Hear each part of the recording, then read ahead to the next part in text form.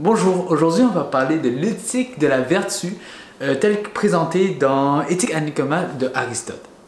J'ai déjà présenté une vidéo sur l'utilitarisme il y a déjà un bout de temps, mais l'utilitarisme essentiellement questionne la moralité par rapport aux actions. Donc, est-ce que l'action a amené une bonne conséquence ou une mauvaise conséquence au monde? Au contraire, l'éthique de la vertu va plutôt questionner l'agent lui-même. Prenons un exemple simple. Si un médecin sauve ses patients au jour le jour, l'utilitarisme va immédiatement dire que cette personne est absolument morale, vu que tous les jours, il fait une bonne action, il augmente le plaisir en étant, bien sûr, en élargissant la durée de vie des gens. Mais l'éthique de la vertu, au contraire, va poser la moralité de l'agent lui-même. Donc, si ce médecin-là fait son boulot, mais d'une manière complètement affreuse, s'il est complètement déprimé, s'il le fait même pas vraiment pour l'action de guérir les gens eux-mêmes, mais pour X ou Y raison, est-ce que ce médecin-là est encore moral? Poussé à l'extrême, on peut même se demander si une personne, par exemple, est forcée à faire une action bonne pour les individus autour d'elle, pour la société en général, mais qu'elle est forcée à le faire, est-ce que cette personne-là fait encore une action morale?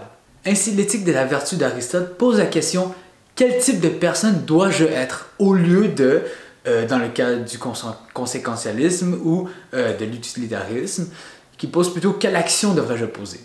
Ici, la question se retourne vers l'individu lui-même et le contexte personnel influence énormément sur la moralité des actions elles-mêmes.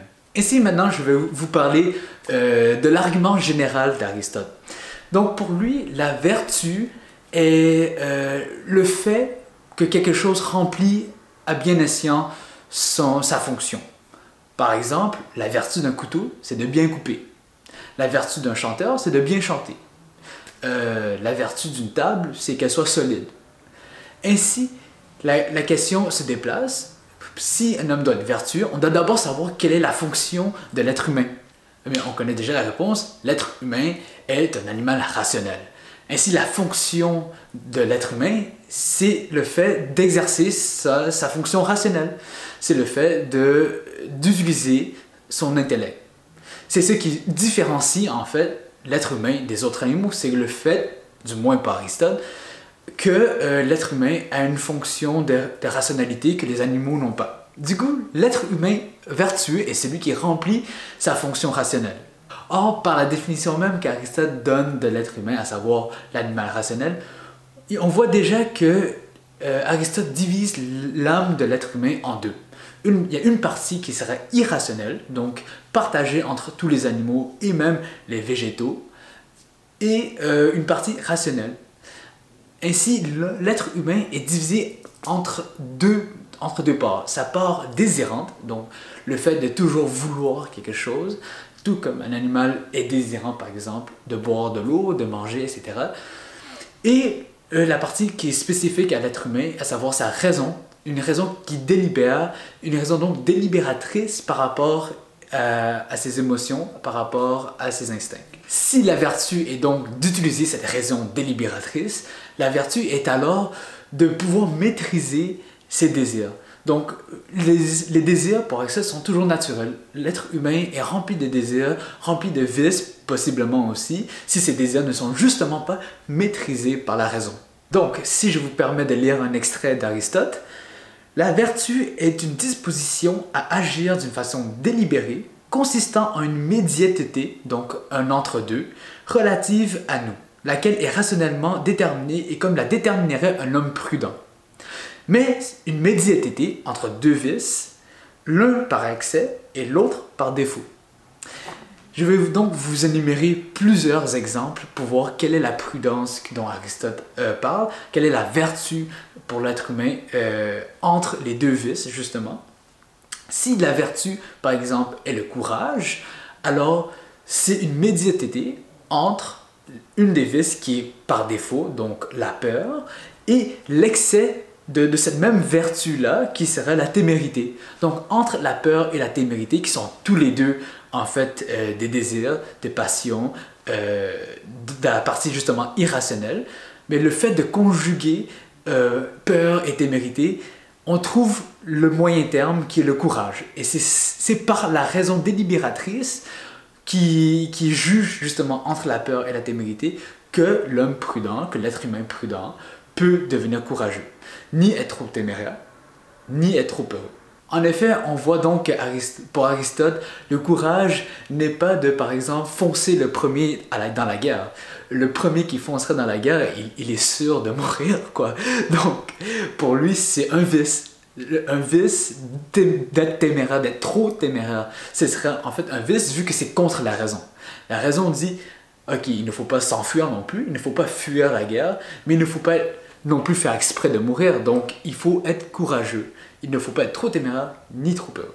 D'autres exemples, ce serait par exemple la générosité. La générosité est un moyen terme entre la parcimonie, qui serait le défaut de générosité, et la prodigalité, qui est l'excès de générosité. Donc le fait de donner partout à tout le monde, c'est un vice aussi pour Aristote. Mais le fait de tout garder à soi, c'est aussi un vice. Il faut donc trouver un moyen terme, la médiété dont parle Aristote, entre le fait de tout vouloir garder ou de tout vouloir donner. Dernier exemple donc, la tempérance serait donc la médiété, encore une fois, parvenue à cause de la raison entre l'excès qui serait l'intempérance et le défaut qui serait l'insensibilité.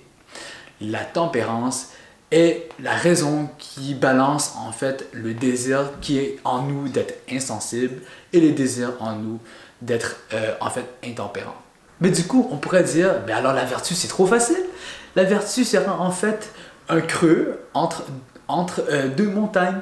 Vous voyez que dans le fond, il faudrait se forcer pour être, par exemple, si on reprend le premier exemple du courage, il faudrait se forcer pour être téméraire ou il faudrait se forcer pour être peureux. Il faut vraiment s'engager dans une voie et que dans le fond, la vertu, ce serait super facile vu que c'est un entre-deux.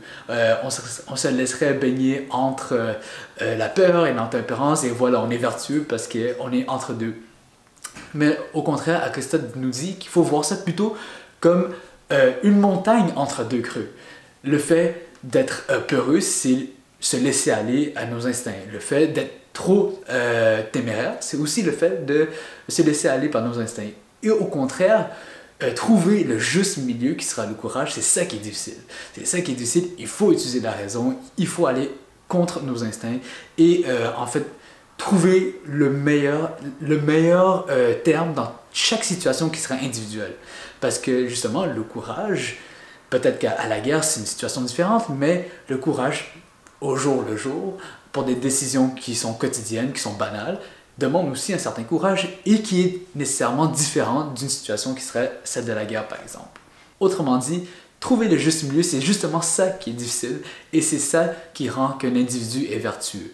Parce que pour trouver le juste milieu, il faut délibérer, donc il faut exercer sa fonction rationnelle.